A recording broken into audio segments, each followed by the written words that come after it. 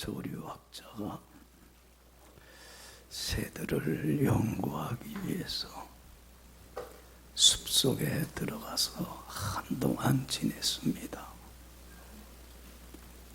그러다가 어느 날 숲속에서 앵무새 둥지를 발견하고 그 앵무새 둥지에서 앵무새 새끼 한 마리를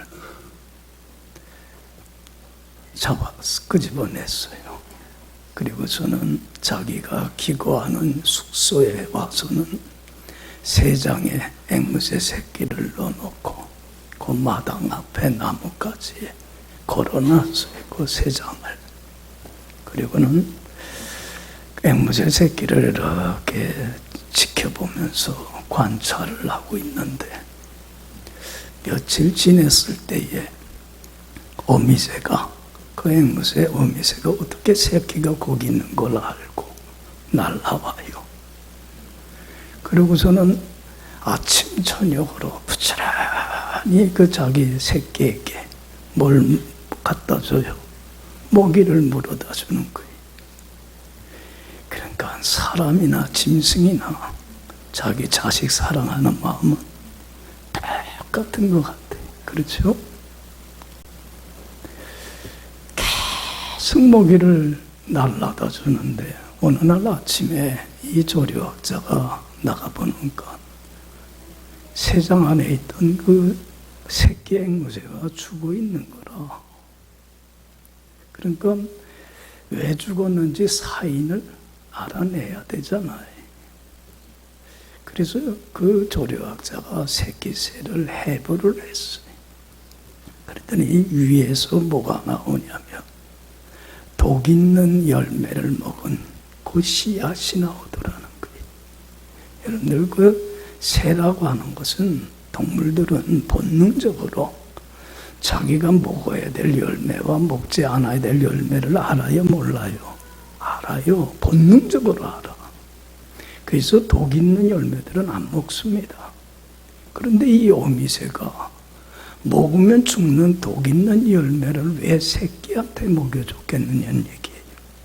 그렇게 자식을 사랑해서 밤낮으로 먹이를 그렇잖아요. 물어다 준 어미새가 왜 죽는 거 알면서 왜 새끼에게 독 있는 열매를 먹게 해서 죽게 만들었느냐는 얘기예요.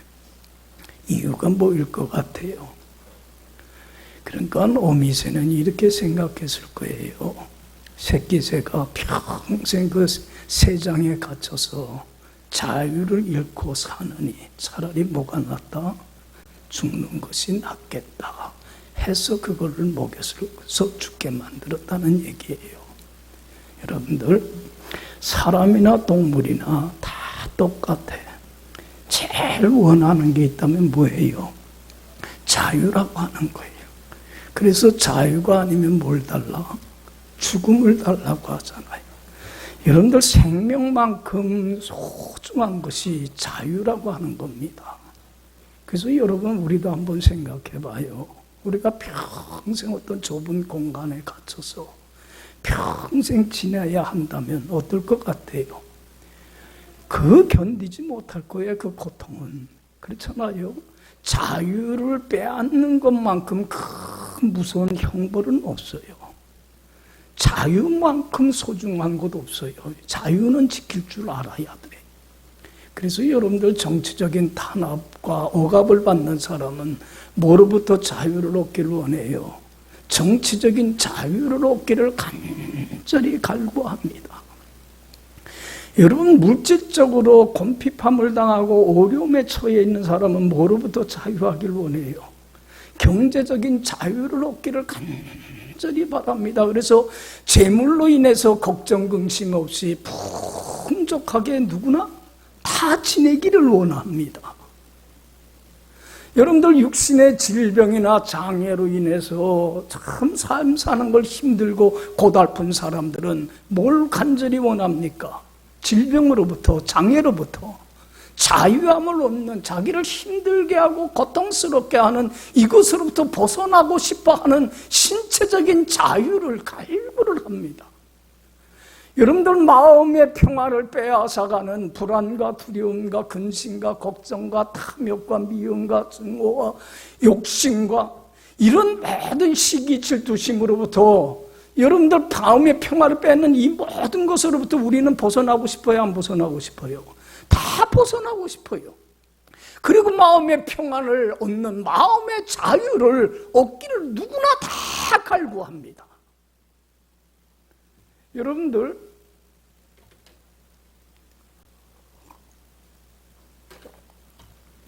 사람은 자유만큼 소중한 게 없어요.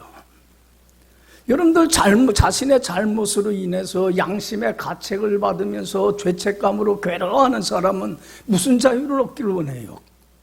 죄책감으로부터 벗어나는 참 양심의 자유를 갈구를 합니다.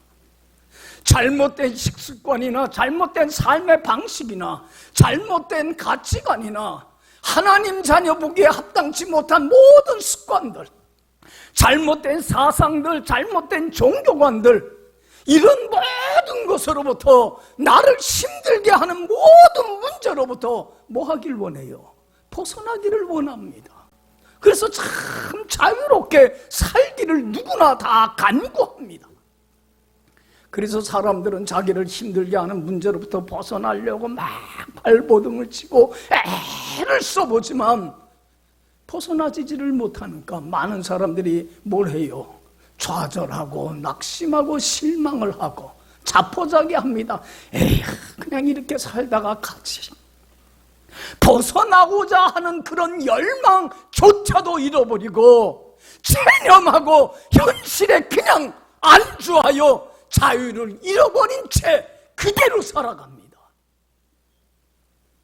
여러분, 우리 예수 믿는 사람들은 분명히 알아야 되는 게 있어요. 나를 힘들게 하고 나를 고통스럽게 하고 내가 벗어나기를 원하는 모든 문제로부터 자유케 하실 리는 내가 아니라 누구예요? 하나님이 해주셔야 된다는 거예요. 할렐루야. 여러분들은 무엇으로부터 벗어나고 싶습니까? 매일 쳇바퀴 돌듯이 살아가는 이 삶으로부터 벗어나길 원합니까? 무엇으로부터 벗어났으면 참 좋겠습니까? 여러분들, 그런 모든 나를 고통스럽게 하는 모든 문제로부터 벗어날 수 있는 길은 누가 자유케 해주셔야 돼요? 하나님이 나를 자유케 해주셔야 돼요. 자유는 하나님이 주시는 참 선물이요 은사요 축복임이라는 걸 우리는 알아야 돼요. 내가 스스로 자유해지는 게 아니라 내가 그 상황으로부터 달아난다고 해서 결단코 자유를 얻을 수 있는 게 아니라 그 상황 속에서도 나로 하여금 자유케 하시는 분은 누구셔요? 주님이 자유케 해주셔야 된다는 사실이에요. 할렐루야. 그래야 자유인으로서 살아갈 수가 있습니다. 여러분들이 잘 알듯이 이스라엘 백성들이 애굽에서 몇 년 동안 노예 생활했습니까? 430년 동안 긴 노예 생활했습니다. 인간 이하의 취급을 받으며 짐승 취급을 받으면서 온갖 학대와 고역 속에 시달리며 살았습니다. 그런데 이스라엘 사람들은 이러한 비참한 생활로부터 애굽의 노예 생활로부터 벗어나려고 하는 희망도 못 갖고 살아가요. 그냥 체념하고 이렇게 살다가 그냥 가지. 여러분들 생각해 보세요. 그 당시 세계 최대의 강대국이 어디예요? 애굽 이집트 아니에요. 그 이집트로부터 스스로 자기들이 벗어날 수 있는 힘이 있어요? 없어요? 능력이 없어요. 그렇잖아요. 그들과 어떻게 맞짱 뜰 수가 있어요? 아무것도 가진 것이 없는데, 그러니까 그냥 이것이 우리 운명이려니 하고 그냥 거기에 체념해서 부자유한 상태 속에 그냥 사는 거예요. 그런데 우리 성경에 보면 그들이 그 고통의 현장으로부터 벗어나는 참 자유를 얻게 돼요. 그들에게 그 자유를, 해방을, 구원을 얻게 해주신 분이 누굽니까? 하나님이셔요. 할렐루야. 참 쉼은요, 참 안식은 하나님이 주시는 선물이에요. 이건 분명히 알아야 돼. 여러분들 근데 아무나 이러한 축복을 누리는 건 아니더라는 거예요. 아무나 축복을 받고 간직하고 사는 사람, 자유인으로서 사는 건 아니더라는 거예요. 여러분, 어떤 자만이 이 자유의 축복을 받고 누리며 평생 살아갑니까? 어떤 자만이? 성경은 한마디로 말해서 믿음으로 사는 자만이, 믿음을 간직하고 사는 자만이 천국 가는 그날까지 자유를 누리며 자유인으로서 편안하게 살 뿐만 아니라 하나님이 주시는 한없는 은혜와 축복과 영광 속에 살아가게 되더라는 거예요. 할렐루야. 여러분들, 그래서 늘 설교하지만 오직 의인은 뭐 하나 가지고 사는 사람들이에요. 믿음 하나 갖고 사는 사람들이. 여러분들 이 세상에서 제일 미련하고 우둔하고 불쌍한 사람들은 믿고 의지하지 않아야 될 것을 의지하고 사는 사람들이에요. 어떤 사람은 돈을 의지하고 건강을 의지하고 친한 친구를 의지하고 사람을 의지하고 부모를, 자녀를, 아내를, 남편을 의지하고 자기 힘과 자기 능력을 의지하며 사는 사람들이 있어요. 여러분들, 내가 믿고 의지하지 않아야 될 거를 의지하며 살았다가 어느 날 어떻게 돼요? 상처를 입어요. 왜 내가 이런 사람을 의지했지? 배신감에 어쩔 줄 몰라요. 그렇잖아요. 그런 사람들만 여러분들도 경험했을 거예요. 왜 내가 이런 헛된 것을 의지하고 살았지? 거기에 상처를 입고 낙심을 하고 절망들을 해요. 제일 어리석은 사람은 믿고 의지하지 않아야 될 걸 의지하며 사는 사람들이에요. 우리는 누구를 믿고 의지하는 사람들이에요? 주님만 믿고 의지하는 사람들이에요. 할렐루야. 그래서 믿음으로 사는 사람들이에요. 여러분들, 믿음으로 산다는 게 뭡니까? 지난주에 나도 설교를 했지만 우리는 이미 임마누엘의 축복 받았어? 안 받았어요? 다 받았어요. 값없이 거저 공짜로 아무런 조건 없이 주님의 보혈의 피로 죄사함 받고 임마누엘의 축복을 받았어요. 그래서 주님은 세상 끝날까지 영원토록 나와 함께 하소서, 나를 버리거나 떠나지 아니하고 나의 전삼 책임져 주십니까? 안 주십니까? 여러분들 믿어요?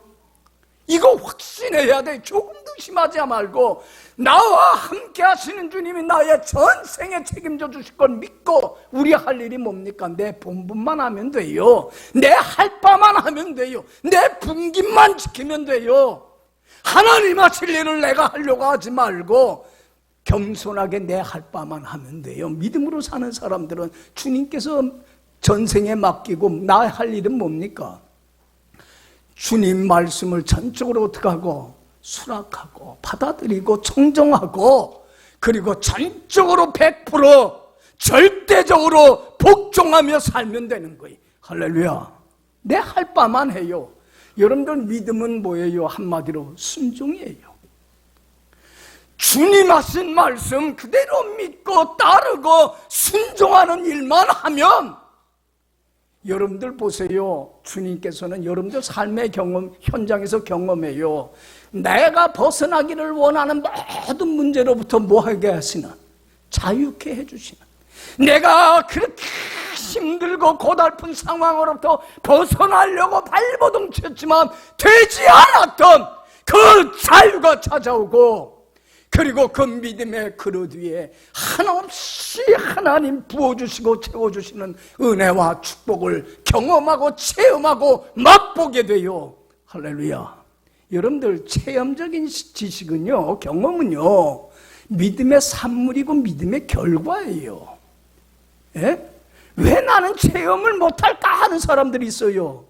그러지 마세요. 순종하면 경험을 하게 되고, 맞아, 하나님이 이렇게 역사해 주셨지, 지금도 역사해 주시지, 앞으로도 역사해 주시지, 전심으로 주님을 믿고 의지함으로 믿음으로 더 큰 믿음에 나가게 되고, 더 큰 은혜를, 더 큰 자유를, 더 큰 생명을 천국 가는 날까지 간직하고 누리며 살 수 있는 복된 존재가 되더라는 거예요. 할렐루야. 믿음에서 믿음으로 나가게 됩니다.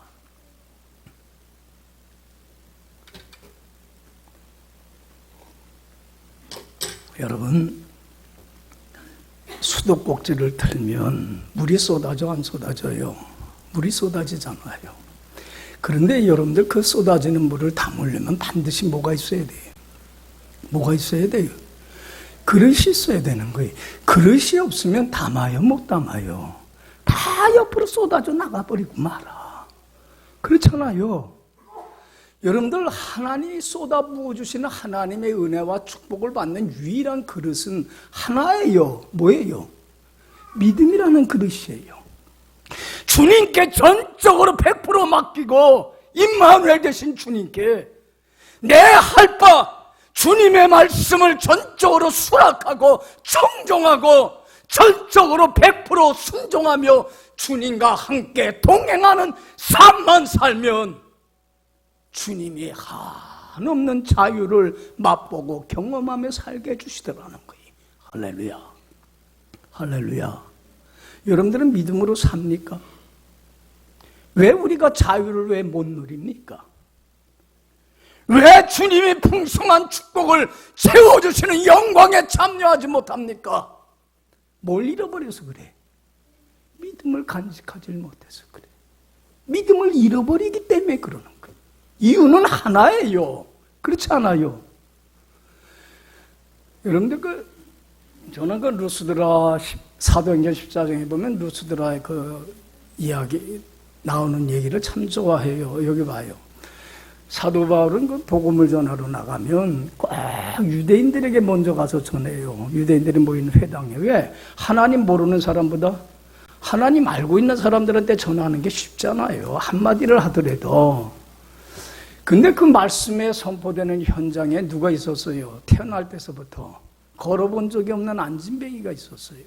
그런데 사도 바울이, 그 사람이 말씀이 선포되는 현장에 있었는데, 사도 바울이 복음을 전하는데, 말씀을 전하는데, 사도 바울을 통해서 누가 말씀하는 거예요? 하나님이 그들에게 필요 적절한 그 당시에 그 순간에 그 시간에 가장 필요한 말씀을 하나님이 사도 바울을 통해서 주는 거예요. 그런데 그 안진뱅이는 얼마나 열린 마음을 가지고 옥토 같은 마음 가지고 겸손한 마음을 가지고 주님의 말씀을 잘 수락하고 청종하는지 몰라요. 아멘, 아멘 하고 받아들여요. 여러분들 보세요. 믿음은 어디에서 시작이 돼요? 로마서 10장 17절에 그랬죠. 믿음은 들음에서 나며 들음은 그리스도로 말미암. 믿음도요, 여러분들 하나님이 주셔야 되는 선물이에요. 내가 믿음으로 살아야지 한다고 되는 거 아니에요.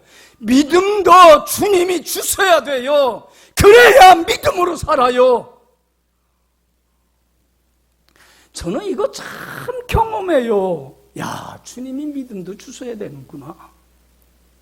그런데 믿음은 어떤 사람에게 하나님이 주시는 선물이에요. 뭐 하는 사람? 뭐에서 시작이 돼요? 믿음은 들음에서 시작되는 거예요. 청종하는 데서. 얼마나 아멘하고 간절한 마음으로 받아들이는지 몰라요. 그러니까 바울이 그 안진뱅이가 말씀 듣는 자세를 보고 뭐가 있는 걸 알았어요. 구원받을 만한 믿음이 있는 것을 알게 돼요. 아, 주님이 저에게 믿음 주셨구나. 저가 평생 안진뱅이의 장애로부터 벗어날 수 있는, 자유를 얻을 수 있는, 축복을 얻을 수 있는 뭐가 있는? 믿음의 그릇이 있는 것을 알게 돼요. 구원 얻을 만한 믿음이 있는 걸 보고 바울이 그에게 뭐라고 그랬어요? 너 일어나 그 자리에서 걸어가라. 여러분들 생각해봐. 여러분들 평생 안진뱅이가 일어나서 걷는다는 게 바랄 수 있는 일이에요? 기대할 수 있는 일이에요? 없잖아요. 그렇잖아요. 이 사람은 그냥 자신은 평생 장애를 안고 그렇게 살다가 그렇게 갈 거라고 거기서부터 벗어나고자 하는 기대도 없이 체념하고 절망하고 그냥 자포자기하고 살아가는 사람이에요. 자유에 대한 갈망도 없어요. 그렇잖아요. 여러분들 자유에 대한 갈망도 없이 살아가는 사람들이 얼마나 많은지 몰라. 여러분들 보세요. 그런데 여러분들, 그 사람이 어떻게 했어요? 믿음이 있기까, 주님 주신 믿음이 있기까닥에 바로 일어서라 하는 이 말씀에 순종했어요, 안 했어요? 순종했을 때 어떤 기적이 나타났어요? 어떤 역사가 나타났어요? 안진뱅이가 일어나서 그를 평생 괴롭히는 장애로부터 뭘 얻은? 자유를, 쉼을, 안식을 얻을 뿐만 아니라 믿음의 그릇 위에 한없이 부어주시는 한없는 은혜와 축복과 영광 속에서 인생이 바뀌는 기적의 역사가 거기에서 나타나더라는 거예요. 할렐루야, 할렐루야. 그래서 여러분들 히브리서 11장을 믿음의 장이라고 하는데, 믿음의 선배들이 하나님의 정말로 하신 말씀 믿고 따름으로 여러분들 하나님의 엄청난 자유뿐만 아니라 엄청난 은혜 받은 얘기를 기록하고 있는 게 히브리서 11장이에요. 거기서 믿음에 대해서 이렇게 얘기를 합니다. 히브리서 11장 1절에 믿음은 바라는 것들의 실상이요 보지 못하는 것의 증거라고 그랬어요. 믿음이라고 하는 건 바랄 수 없는 가운데 속에서도 바라고 믿고, 왜? 그것이 누구의 말이기 때문에? 신실하신 주님의 하신 말씀이기 때문에 그 말씀 믿고 따르고 순종하면, 바랄 수 없는 가운데 속에서도 바라고 믿고 따르면 바라는 대로 돼요, 안 돼요? 돼요. 이걸 경험하고 체험을 해요. 여러분들, 체험적인 지식은 뭐의 산물이에요? 믿음의 대가예요. 여러분들, 믿음이라는 건 보지 못했는데도 불구하고, 내 눈으로 내 귀로 듣지도 못했음에도 불구하고 본 것과 같이 확신하고, 그것이 누구의 말씀이기 때문에? 신실하신 주님의 말씀이기 때문에 믿고 순종할 때에 뭐 하는 역사를 봐요? 눈으로 목격하고 경험하고 체험하는 역사를 눈으로 목격하게 되더라는 거예요. 할렐루야. 이게 믿음의 역사예요. 바랄 수 없는 게 이루어져요. 보지 못한 것들이 보게 되는 역사가 나타나요. 그래서 우리 좀 전에도 찬송을 불렀지만, 저 찬송 좋아요. 이 눈에 아무 증거 아니 배워도 믿음만을 가지고 늘 걸으며, 이 귀에 아무 소리 아니 들려도 주님이 하신 말씀 약속 위에 내가 서리라. 굳게 서리, 굳게 서리. 내가 믿음 위에 서서 나가세, 나가세 의심 버리고 나가세, 나가세 약속하신 그 말씀 위에 내가 굳게 서리라. 할렐루야. 우리 주님은 신실하신 분이에요. 믿어요. 거짓말장이 아니에요. 공수표 남발하시는 분 아니에요. 사람들처럼 입만 열면 거짓말하는 사람들이 아니에요. 약속하신 말씀, 하신 말씀 믿고 순종하면 바랄 수 없는 가운데 속에서도 바라고 믿는 것이 실현되는 역사를 경험합니다. 눈으로 직접 목격하고 체험하는 역사를 경험해서 믿음으로 더 큰 믿음에 나가게 됩니다. 믿습니까? 믿습니까? 우리가 믿지를 못하고 의심하니까 이 역사를 경험을 못해요. 체험을 못해요. 간증을 못해요. 매일 신앙생활하지만 이런 역사를 느끼지를 못해요. 형식적인 크리스찬이 될 수밖에 없어요. 여러분들, 예수님이 자신이 왜 이 땅에 오셨는지, 예수님이 누군지 몰라서 안타까워하는 사람들에게 예수님이 말씀을 해요. 요한복음 8장 12절에 나는 세상의 빛이니 나를 따르는 자는 어둠에 다니지 아니하고 뭘 얻으리라?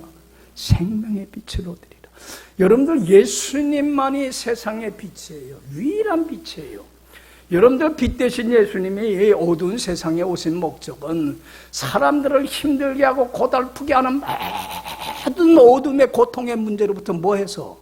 벗어나서 자유함을 얻어서 어디 가운데 살게 하시려고, 밝은 빛 가운데 속에서 참 나는 자유인으로서 쉼과 안식을 누리며 천국 가는 그날까지 하나님의 은총 속에 복된 인생을 살게 해주려고 빛으로 오신 분이에요. 믿습니까? 믿어요. 그래서 나를 믿고 따르면, 믿음으로 순종하면 어둠에 다니지 아니하고 뭘 얻으리라? 내가 주는 생명의 빛 가운데 모든 문제로부터 벗어나서 참 자유롭게 살아가는 복된 인생이 되리라. 할렐루야. 믿습니까? 믿어요. 여러분들 봐요. 어둠이라는 거는 빛을 못 이겨요. 어둠은 빛 못 이겨요. 빛 있는 곳에는 어둠은 사라지게끔 되어 있어요. 저는 그걸 항상 느끼는 게, 우리 교회가 지하 본당이 지하에 있기 때문에 여러분들 이 본당에 내려오면 캄캄해요, 안 해요? 칠흑과 같이 어두워요. 아무것도 안 보여요. 그렇죠? 근데 지금 우리 이게 훤해, 안 해? 훤하잖아. 여러분들 나 얼굴 보여, 안 보여? 보이잖아. 왜 그래? 전기 스위치를 켜면 환해지면 어둠은 어떻게 돼? 사라져요. 여러분들 나를 괴롭히고 힘들게 하는 모든 고통의 어둠의 문제로부터 나를 벗어나서 해방을 시키고 구원해 주실 이는 빛 대신 누구밖에 없어요? 주님밖에 없어요. 주님을 믿고 따라요. 전적으로 수락하고 전적으로 순종해요. 그러면 경험을 하게 돼요. 믿습니까? 그것을 입증해 주는 게 오늘 본문 얘기예요. 오늘 예수님께서 길을 가다가 날 때부터 소경된 사람을 보게 돼요. 참 불행한 사람이에요. 그래서 할 일이 없어서 먹고 살기 위해서 뭐 하는 사람이에요? 딱 길거리에서 구걸하며 하루하루 연명해 나가는 사람이에요. 여러분, 이 사람은 육신의 어둠의 감옥에 갇혀서 사는 사람이에요. 자유가 없는 사람이에요. 여러분들 보세요. 가고 싶은 게 얼마나 많겠고, 하고 싶은 일이 얼마나 많겠고, 보고 싶은 사람들이 얼마나 많겠어요. 그런데 소경이니까 보질 못하니까 뭐에 갇혀서 살아가요? 어둠에 갇혀서 사는 사람이에요. 여러분들도 한번 생각해봐요. 평생 내가 오늘 가수가 그러더만, 그 사람도 눈이 건강했었는데 젊은 나이에 어떻게 됐어요? 신명한 가수 있더만요. 참 그분 보면서 안타까워. 여러분들 내가 앞을 못 보고 시력을 잃는다면 어떻겠어요? 그 칠흑과 같은 어둠에 갇혀서 평생 살아야 돼. 육신의 어둠에 갇힌 것만 아니에요. 정신적으로, 마음적으로도, 심적으로도 어둠의 감옥에 갇혀서 사는 사람이에요. 앞날에 대한 희망이 있어요, 없어요? 희망 없어요. 그냥 사는 거예요. 체념하고 내가 이게 내 운명이 이러니 하고 체념하고 그렇게 사는 거예요. 자신의 인생을 비관하고 낙담하고 사람들이 수근수근 거리는 소리를 들으면서, 여러분들 오늘 본문 보면 예수님이 그 사람을 지켜보니까 제자들이 물어요. 예수님, 저 사람이 저 불행한 게 부모가 잘못해서 벌 받는 겁니까? 자기가 잘못해서 벌 받는 겁니까? 여러분들 이거 얼마나 상처가 돼? 그렇잖아요. 무슨 전생의 죄를 범했기에 내가 이렇게 고통을 당하냐? 그런 사람들의 수근거리는 소리는 마음에 지울 수 없는 상처를 줘요. 이런 상처를 안고 살아가는 사람이에요. 마음의 어둠의 감옥에 갇혀서 사는 사람이에요. 영적으로도 어둠의 감옥에 갇혔어요. 어둠의 권세에 사로잡혀서 어디 가운데 사는 사람이에요. 불순종하며 죄 가운데 사는, 죄 문제 해결받지 못한 사람들이 죄로 말미암아 하나님께 버림받아 하나님 없이 하나님 떠나서 어둠 속에서 방황하며 살다가 삶을 마감하는 날 하나님께 영원히 버림받는, 천국은 빛만 있지 어둠이 없는데 지옥은 뭐만 있어요? 어둠만 있는, 그 지옥 형벌을 받을 수밖에 없는 가장 불쌍한 존재예요. 그런데 어둠의 감옥에 갇혀서 자유를 잃고 불행하게 사는 이 사람에게 예수님이 찾아가서 딱 한 말씀의 설교를 해요. 야, 나는 참 이 설교 한 말씀이 그의 인생을 바꿔버리고 말아. 딱 설교 말씀 한마디예요. 우리는 그냥 설교를 얼마나 길게 들어. 설교 짧았으면 좋겠어, 길었으면 좋겠어? 짧고 그냥 갔으면 좋겠지? 에이, 목사님 설교 되게 길다. 한 얘기 또 하고 또 하고. 근데 안 할 수가 없어. 봐요. 설교 말씀 한마디 딱 해요. 자, 5절. 다 같이 읽어봅시다. 다 같이 읽습니다. 내가 세상에 있는 동안에는 세상에, 야, 봐요. 어둠 속에 있는 자에게 예수님 말씀해요. 나는 세상에 빛으로 왔어. 빛된 나를 믿고 따르기만 하면 너를 이렇게 고통스럽게 하는 어둠의 고통의 문제로부터 뭐해서 자유를 벗어나서 빛 가운데 살게 될 것이야. 할렐루야. 할렐루야. 여기 봐요. 예수님이 말씀을 하시고 이 사람에게 명령을 해요. 실로암 연못에 가서 눈을 씻어라. 여러분들, 이 실로암 연못은 예루살렘 성문 바깥에 있어요. 먼 길이에요. 여기까지 가려면 돌 그 바위를 깨서 만든 계단을 내려가야 돼요. 쉽고 편안한 길이 아니에요. 여러분들, 앞을 보지 못하는 사람이 혼자 지팡이를 가지고 가본 적도 없는 이 길을 찾아가는 게 쉬워요, 어려워요? 쉬워요, 어려워요? 어려워요. 그렇지 않아요? 여러분, 안진배 이 소경이 어떻게 눈을 뜰 수 있어요? 그런데 이 사람은 바랄 수 없는 가운데 속에서도 주님의 약속한 말씀이게 바라고 믿었어요, 안 믿었어요? 믿었어요. 눈으로 보지는 못했지만은 주님이 하신 말씀이기 때문에 그 말씀대로 목격하게 되리라고 하는 믿음 갖고 순종했어요, 안 했어요? 순종했어요. 주님의 말씀에 즉시 순종하고 말씀하신 대로 온전히 순종했어요. 예수님, 내가 아시다시피 소경입니다.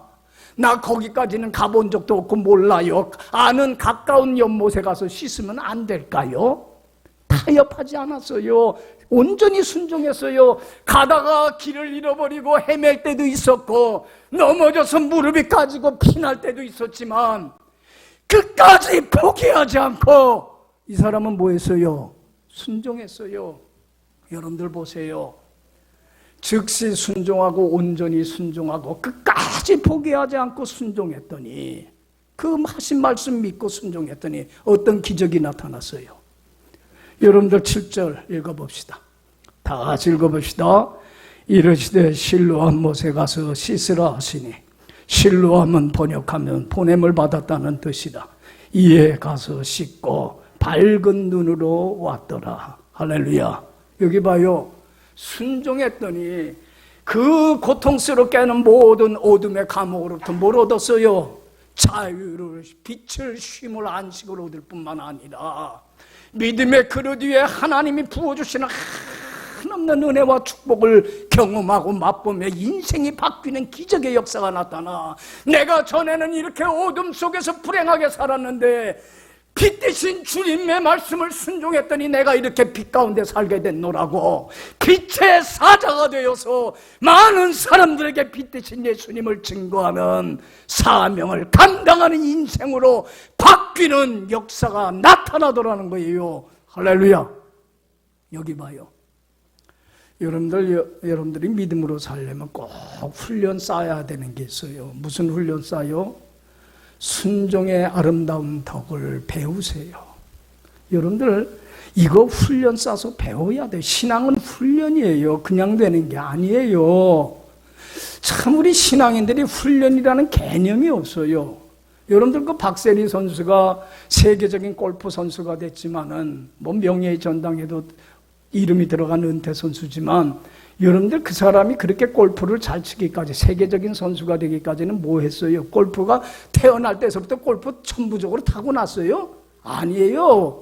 골프를 배웠어요. 아버지가 얼마나 어릴 때서부터 지옥과 같은 훈련을 시키며 가르쳤는지 몰라요. 그 고된 훈련을 이기며 골프를 배웠기 때문에 그래요. 여러분들, 애들 봐봐요. 우리 라인이도 있고 그러지만, 여러분들, 애들이 태어나자마자 걷는 것 걸어요?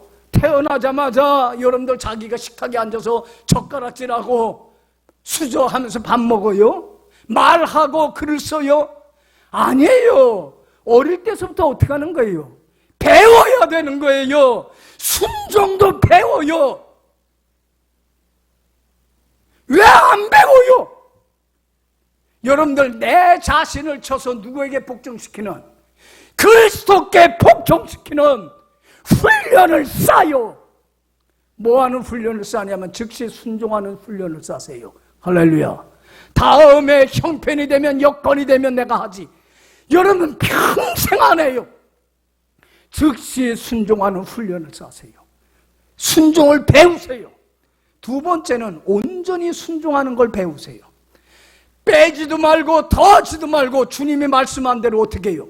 그대로 순종하는 것. 여러분들 온전한 순종을 배우세요. 그리고 뭘 배워요?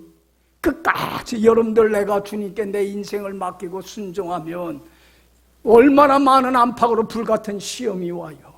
그러나 어떤 시험과 어떤 역경이 와도 끝까지 나의 달려갈 길 다가도록 믿음만은 지키며 온전히 주 안에 굳건히 서서 살아가는, 온전히 어떤 시험이 와도 말씀에 순종하며 믿음 지키는 이런 끝까지 순종하는 믿음을 여러분들 훈련 쌓으세요. 배우세요. 그러면 여러분들 온전한 믿음, 큰 믿음, 변하지 않는 정금과 같은 믿음의 사람이 되어서 천국 가는 그날까지 나를 고통스럽게 하고 힘들게 하는 모든 어둠의 고통의 문제로부터 벗어나서 참 자유와 쉼과 안식을 빛 가운데 누릴 뿐만 아니라 그 믿음의 그릇 위에 하나님이 쏟아 부어주시는 한없는 은혜와 축복과 영광 속에 살아가는 복된 인생이 될 줄로 믿습니다. 여러분들은 자유를 원하십니까? 자유인으로서 살기를 원하십니까? 나를 얽어매는 모든 고통의 문제로부터 벗어나기를 원합니까? 그렇다고 한다면 자유를 주시는 주님을 믿고 따르고 순종하시고, 그래서 즉시 순종하고 온전히 순종하고 끝까지 순종하는 훈련을 통해서 순종의 아름다운 덕을 배움으로 여러분들 나로 하여금 자유케 해주시는 하나님의 은혜 속에서 참 자유롭게 살아가는 여러분들의 복된 남은 삶이 되기를 간절히 축원합니다. 기도합시다.